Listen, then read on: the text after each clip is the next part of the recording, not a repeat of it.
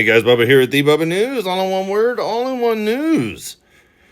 Listen guys, today's headlines are straight out of the Bible's end times playbook. Israel is telling the United States, we will strike Iran alone if those ballistic missiles cross our red line. We're talking potential airstrikes on hidden sites in ancient Elam. The very place Jeremiah 49 verse 35 says God will break the bow of their might. Oh, down there on the bottom right-hand corner on the Gaza front, Hamas leader Khaled Mashal today just doubled down at the Jazeera Forum in Doha, saying we will not disarm. He calls it removing the soul of our Palestinian resistance, basically guaranteeing that there is no peace deal. There is no demilitarization, and this is setting the stage for a full IDF push into Gaza after the March 1st deadline, which many are calling a coming bloodbath.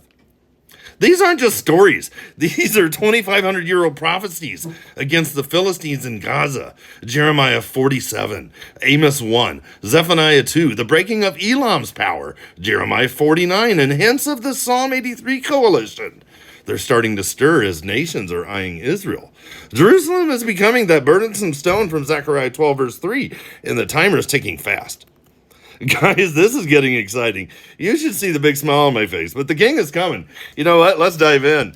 You know what? We're going to start off with Friday with the Tweedledee and Tweedledum here. You know, they had the talks there with the nuclear talks there in Oman. We had Jared Kushner and Steve Witkoff there. We also had the foreign minister there of Iran. And that's what we're going to be starting off this video about. But before we get to the video, let's start off with, this is crazy because there's a lot of news, but we're going to try to keep it short. But this is going to be crazy town, guys. You guys are going to hear some crazy stuff today. But you know what? Friday's devotion started right here. 1 Samuel 2 verse 2. There is no one holy like the Lord. There is no one beside you. There is no rock like our God. Jesus is the rock that is unmovable. But you know what's movable right now? And it's starting to come to Cuckoo Town to pass because they had the first direct or the indirect meeting between the U.S. and Iran there with the mediating host of Oman. And they ended up becoming direct at the very end. And those guys all met together. The Iranian representative there and our guys from the United States. But more discussions are expected to be scheduled with the diplomatic efforts being tried first to avert an imminent countdown to war. And both sides have agreed to continue further discussions for now. But Iran has rejected, no surprise here, the U.S. calling to halt Iran's uranium enrichment during the talks.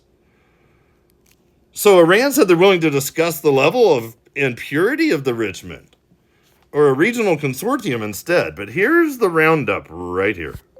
In Oman, the mood was calm, but the stakes were high. Iran and the US have ended indirect talks in Muscat, calling them positive. No face-to-face meetings, messages passed through Omani mediators, but both sides agreed to keep negotiating. در مجموع میتونم بگم که شروع خوبی بود. ولی ادامه اون منوط به این هست که ما در اصطلاح پایتخت‌ها مشورت‌هایی رو انجام بدیم و در مورد چگونگی ادامه تصمیم بگیریم. Tehran says this is only about its nuclear program, but Washington wants ballistic missiles and Iran's funding of proxies on the table too. Hours before the talks, Iran announced it had deployed a long-range missile underground. At the same time, the US urged Americans to leave Iran. A diplomatic opening, but tension remains high. Failure in these meetings could ignite a massive war in the Middle East. Could unite a massive Middle East war. Who would have thunk? Right, but you know what? I got to texting a subscriber on Friday. And I believe that these nuclear talks drip out another month or so, with several mediated meetings between the U.S. and Iran. But it all breaks down in March. And then it'll be go time. Because Ramadan begins on Saturday. Wednesday, February 18th. Just after Valentine's Day. Basically in 10, 11 days, and it goes until Thursday, March 19th. And this is a huge convergence. The March 18th, 19th time frame after March 3rd Purim. Goodness, we've got 6 planets or 7 planets that are lining up on February 28th. March is going to be nuts. And I texted the subscriber about the timing of the attack, and she mentioned that the USA won't dare attack when Ramadan begins on February 18th, because that would look like an attack on Islam directly, and a full religious war would break out globally. Now, if the USA were to strike now, before Ramadan begins on February 18th, and continue into Ramadan, that would be different. But the USA and Israel are most likely waiting until after these talks to collapse, which ironically is in 40 days as Ramadan comes to a close there on March 19th. That's when these wars could kick off, right after Ramadan. March 19th going into Passover, April 1st.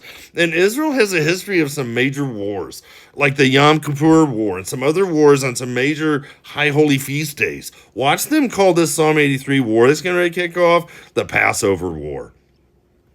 Meanwhile, we could be departing sometime in this time frame as well. I mean, do the missiles fly first or do we? I mean, both are imminent. And after the talks in Oman, the U.S. military released new photos of the aircraft carrier Abraham Lincoln.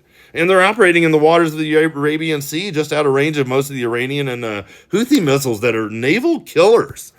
And it's quite interesting that the USA started showing these messages in these videos after the talks on Friday, because it's posturing. But this reminds me of the USA when they were dealing with the Houthis the past couple of years, because they were showing off American strength, showing pictures and videos. But, U.S. negotiators told their Iranian counterparts in Oman that the United States expects Tehran to come to the next round of meetings with tangible and significant concessions related to the nuclear issue. So this could start getting really spicy as the drama has only begun taking place in these talks. But on a side note, the U.S. military currently has about 450 Tomahawk missiles in the region ready to be used against Iran. And once the United States or Israel takes out whatever air defenses Iran has, well, these 450 plus Tomahawk missiles are going to hit hundreds of locations across Iran. And this will do some amazing, insane amount of damage. The naval missile force, well, that 450 Tomahawk missiles, that's not even including our Air Force. Add in the insane amount of firepower from our Air Force. Yeah, you can see where this can go in a hurry. I mean, this reflects a humongous attack scenario coming up on Iran. I mean, this is crazy. This is all basically destined for Iran. Either way you slice it, the Elam prophecy is coming up. But you know what else is coming up? Trump plans to have the first Board of Peace members meeting together for the first time in Washington, D.C. on February 19th. Keep in mind, Ramadan begins February 18th. So this meeting will focus on implementing phase 2 of Trump's Gaza peace plan. But Israeli Prime Minister was supposed to be scheduled to visit D.C. as well between that time frame. It's since been moved up, and we'll talk about that in a second. I mean, we're going to see what's going on here, but, Netanyahu is going to basically be meeting with Trump before this Board of Peace meeting takes place. And since Israel's also a member of the board, I don't know if Netanyahu's going to stick around to meet together for the first time ever in D.C., but, will Israel even be allowed to be represented at this board meeting as a sitting original board member? I mean, as of now, there's zero public reports or indications that the full Board of Peace leaders meeting on February 19th will include Netanyahu or be turned into a combined session with Bibi. As of now, no Jews are reported to be invited, even though this meeting has everything to do with Israel and the state of Israel and the security of Israel. So it'll be interesting to see what countries actually show up at this important meeting and the people who show up. So the next 40 days, I believe, is going to be extremely busy with news directly relating to Israel and the Middle East and Bible prophecy. But you know what? Even though I walk through the valley of the shadow of death, I will fear no evil, for you are with me. Your rod and your staff, they comfort me. You guys love Psalm 23. I do too.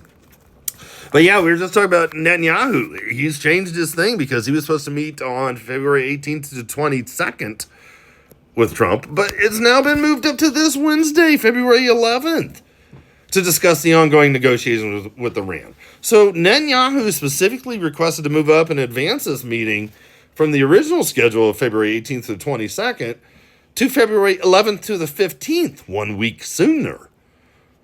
So the prime minister believes that restrictions on the ballistic missiles and an end to support for the Iranian proxy access must be included in any negotiations.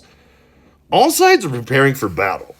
You know what? And even on Friday, when they came out with all this stuff, and this was on Saturday, Crazy Town, because, they sent Jared Kushner after the meetings there in Oman. They sent him and Steve Witkoff aboard the USS Abraham Lincoln aircraft carrier with CENTCOM Commander Admiral Brad Cooper.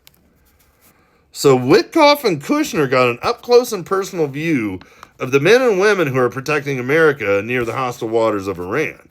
Steve Witkoff gave a report from his field trip by saying, "Today, Admiral Brad Cooper, commander of the U.S. Naval Forces, Jared Kushner and I met with the brave sailors and Marines aboard the USS Abraham Lincoln, her strike group and carrier Air Wing 9, who are keeping us safe and upholding President Trump's message of peace through strength."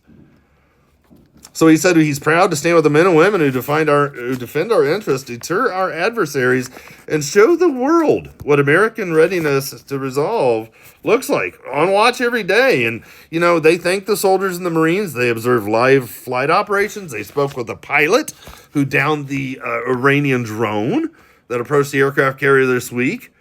I mean, it was actually pretty neat. And you see Kushner there in the background, and the boys, Kushner there in the black in the middle.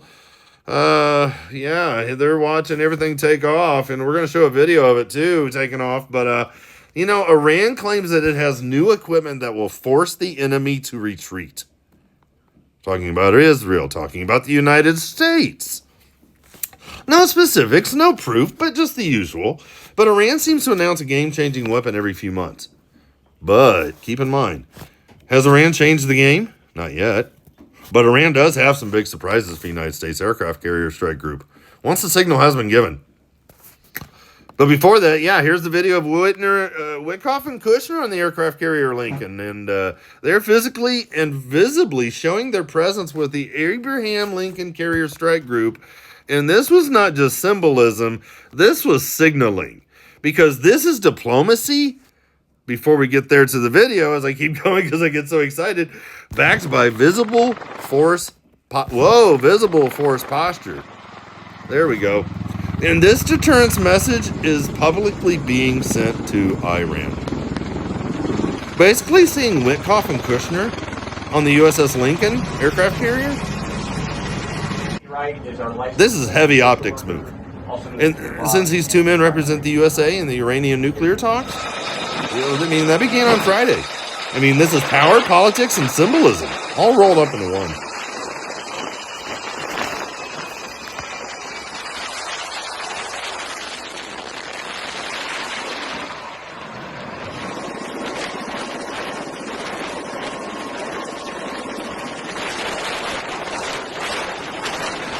And there they go.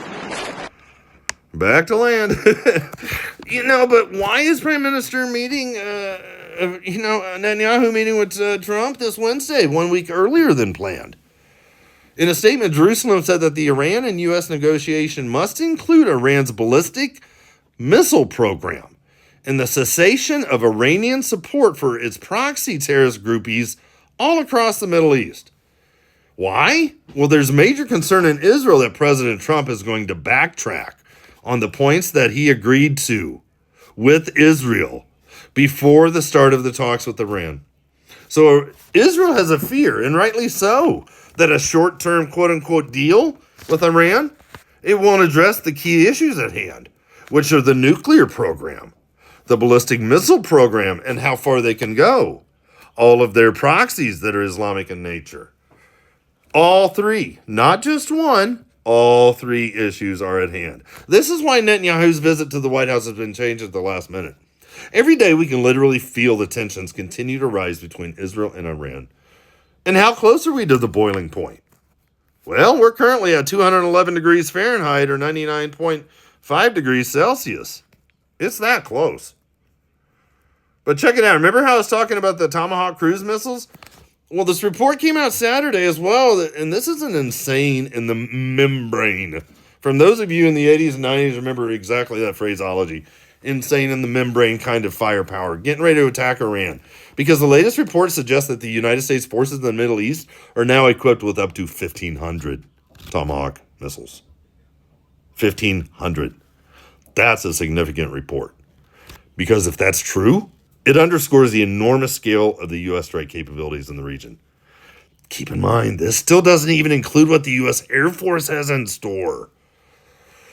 Okay, so what's the translation from this report? Sources indicate that between 2 to 3, I've seen reports up to 5, but I'm going slow, conservative. Sources indicate that between 2 to 3, if not more, U.S., Ohio, and Virginia class nuclear submarines are currently in the Arabian Sea theater or Mediterranean Sea, in addition to the carrier strike group with its accompanying destroyers. So if there's that many subs that are fully loaded to the hilt with these Tomahawk cruise missiles, this would confirm a huge U.S. firepower projection update of the Tomahawk sorties. Because when you need guaranteed destruction, this is the missile you send. The Tomahawk, America's most powerful cruise missile.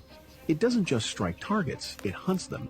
This missile can fly over 2,500 kilometers, skim just tens of meters above the ground, and still hit a window-sized target with terrifying accuracy. Once over the target area, it can circle in the sky, waiting for the command to strike no matter the weather, day or night. Inside, the Tomahawk is guided by a combination of GPS, infrared, and terrain matching systems, allowing it to compare real-time terrain with preloaded digital maps. It can even change targets mid-flight, or take surveillance images while flying. After launch, a rocket booster detaches, and the turbofan engine takes over, cruising at around 1,000 km/h with a 450-kilogram warhead on board. When flying near enemy radar, the Tomahawk drops to ultra-low altitudes to avoid detection, autonomously dodging obstacles and adjusting its route in real time. What makes it truly terrifying is its flexibility. It can be launched from land, sea, even submarines underwater. No one sees it coming until it hits. Russia's Kalibr missile is a comparable threat. It, too, flies in radar-blind zones and is nearly undetectable without advanced low-altitude tracking systems. But few missiles can match the Tomahawk's combat record or its price tag. In 2023, Japan bought 400 Tomahawks for $2.3 billion. When you need guaranteed destruction, this is the missile you send. When you need guaranteed destruction, this is the missile you send. Well, that's only going to be the beginning salvo, I believe, because there's going to be a lot more from the Air Force that are going to destroy, ultimately, Elam. But you know what? We started off today, and I saw this on Twitter, too. Started off in my devotions, and then I was looking, I had my own devotions, and then I ran over to Isaiah 40, verse 31. And this pastor, he shared a lot of this, and I put in some input too, but I wanted to go over this with you guys because I found this very encouraging. And I pray that this encourages you as well. But, be a brand about this whole thing, Acts 17:11. But here we go, but they that wait upon the Lord shall renew their strength. They shall mount up with wings as eagles. They shall not run and not be weary, and they shall walk and not be faint. That's Isaiah 40, verse 31. But this verse is so much more than just an encouraging verse being read from the pulpit. Isaiah stands in a long line of prophets who saw farther than the natural horizon, men who spoke truths that stretched beyond their own generation and reached into the very heart of the very last days that you and I are in today. So when Isaiah writes, but they that wait upon the Lord shall renew their strength, they shall mount up with wings as eagles, Isaiah is not giving an inspirational poster slogan like this picture. He's given us a prophetic glimpse into the supernatural transformation of the saints at the Harpazo. The modern church quotes this verse as if it were a cute poem, but Isaiah wrote it as a revelation.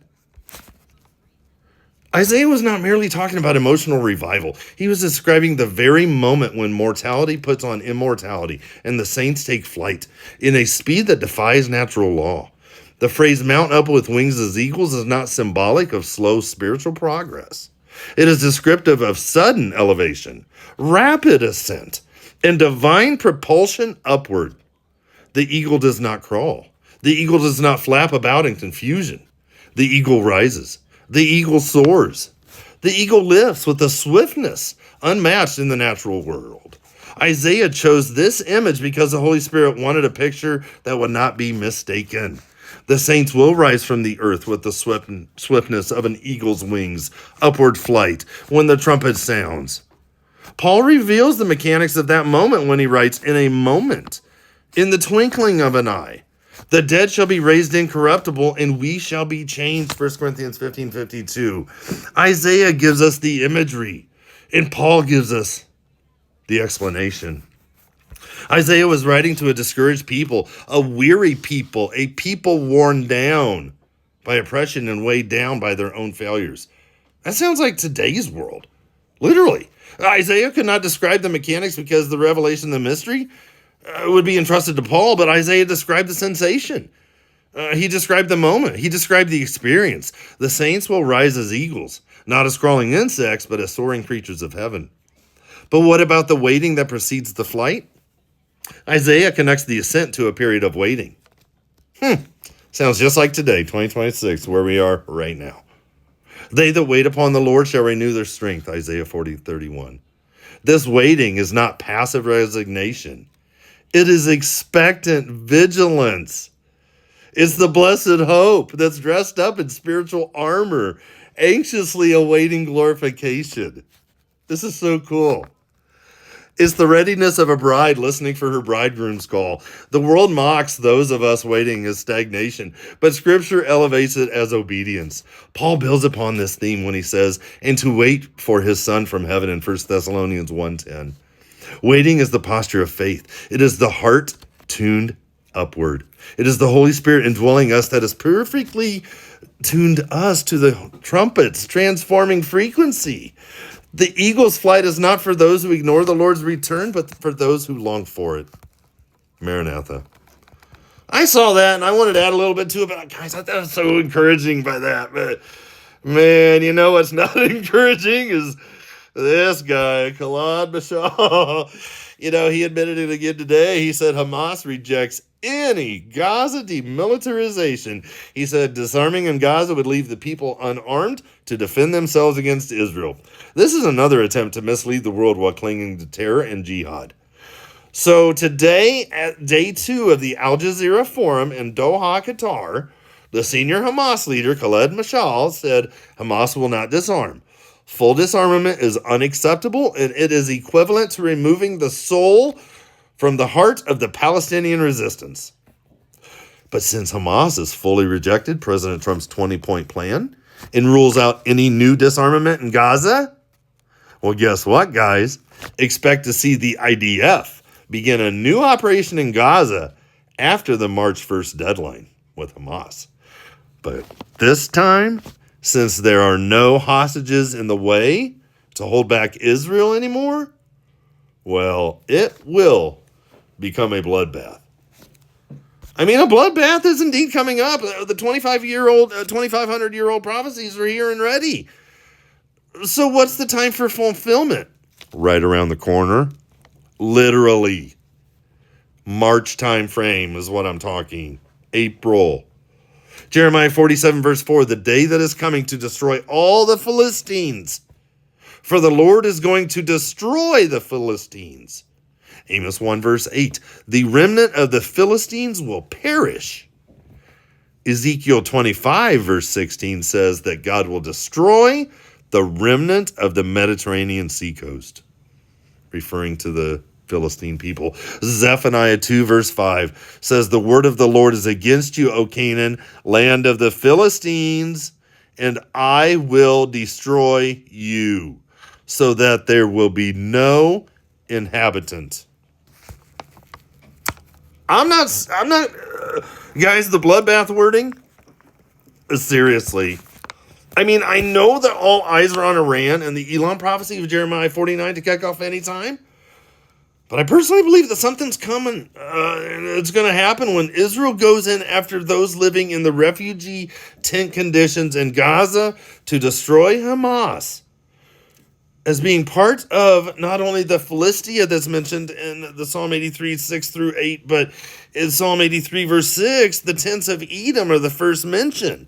And those are the people that do live in refugee conditions. And it started there in Jordan. Then it came into the West Bank, and then they had the Gazans and that whole scenario. ever since the Gaza part's been there, but the whole thing has been going on ever since May 14th, 1948. But something major comes in the Middle East of these wars kicking off, I believe, because there will be a new ground invasion into Israel once again. Zechariah 12, verse 2. Because it's coming against Judah and Jerusalem. Once again, Israel is going to go full steam ahead, but this time into conquering all of Gaza. And this will get all the nations gathered in anger. This is going to unite together the nations, I believe, against Israel at the United Nations. And Jerusalem will become that heavy stone, and it will injure anyone who tries to support Israel. Zechariah 12, verse 3. Major wars are coming, but so is the Lord Jesus Christ. I mean, guys, we're getting so close, but check this out. We're talking Hamas now. Let's go back to Elam. Right here. This came out today, Jerusalem Post. We told the Americans, we will strike alone if Iran crosses the red line we set on their ballistic missile program. Israeli defense officials told their U.S. counterparts that Iran's ballistic missile program represents an existential threat to Israel now, and that Jerusalem is prepared to act against Iran without the USA if necessary. Israel wants to dismantle, basically to destroy, Iran's missile capabilities and their production infrastructure. And Israel has conveyed these messages in recent weeks through a series of high-level meetings and exchanges with the United States. The Israeli military officials, they've outlined their war plans even to degrade and destroy Iran's ballistic military program, including the airstrikes needed to destroy these key manufacturing sites. And that's one reason why I believe Netanyahu is coming this week, because they can't trust the wires. They can't trust the phones. They need to meet in person. The officials stressed that Israel reserves the freedom of action to do this and emphasized that Israel will not allow Iran to restore strategic weapons on a scale that threatens the very existence of the state of Israel. And one defense official described this current moment as a historic opportunity to deliver a significant blow to Iran's missile infrastructure and neutralize these active threats to Israel and neighboring states. But the majority of these missiles, guess where they're located? They're located in none other than Elam, hidden in the Zagros mountains, pointing towards Israel. It's only a matter of time. Elam's bow will be broken. Jeremiah 49:35, all day long. And now we're going to flip back and we're going to finish it off here before we show a picture of Boo. But you know what? Hamas is calling for regional escalation. This is going to start picking up steam, I believe. Here we go. Hamas is now openly pushing for isolation, escalation, and violence against Israel. And we all know there in Genesis 6, the word violence is Hamas in the Old Testament, in the Hebrew wording.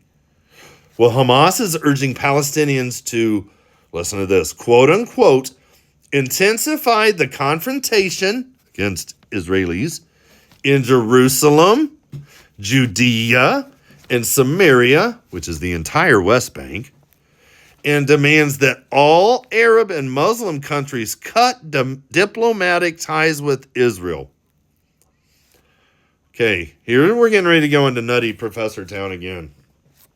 Hamas also called for expelling the Israeli ambassadors from the Arab capitals, basically all those neighboring countries surrounding Israel. If they're not already out, they will be very soon. But they also, here's the key focus, a unified regional front against Israel. A unified regional front against Israel. There's 10 people groups mentioned in Psalm 83, verses 6 through 8. We've got Egypt, we've got Saudi Arabia, we've got Iraq, we've got Syria, we've got Jordan, we've got Lebanon. All of these are right there surrounding Israel.